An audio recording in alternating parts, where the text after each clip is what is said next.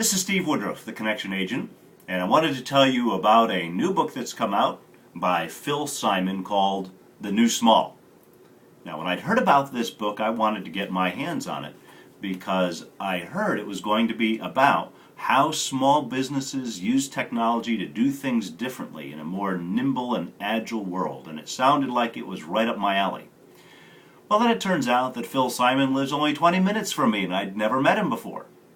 So we met for lunch and had a very enjoyable time getting to know one another. He's a very intense, logical, highly networked guy, and that style comes out in this book. Now, what he talks about here is businesses that are the new small. That is, they're willing to try new and different things quickly, and also to use new technology to grow their business without being stuck with a bunch of legacy stuff.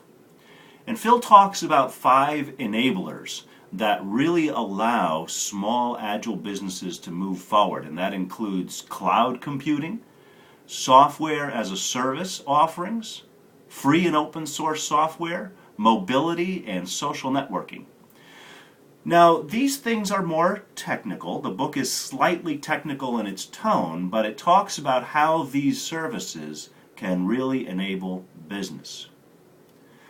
As with many books, I think the length of it is a bit much. You could probably cut out 30% of it, still get right to the heart of the message.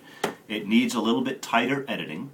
But the basic thrust and the basic message of the book is incredibly valuable. And if you want to know where business is going and why the small and nimble companies will flourish, this is a real good volume for you. You can learn more at philsimon.com, and you can find Phil on Twitter and everywhere else at Phil Simon.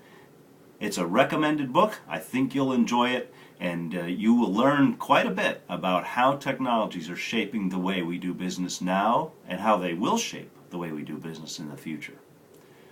Thanks for listening. This is Steve Woodruff, the Connection Agent.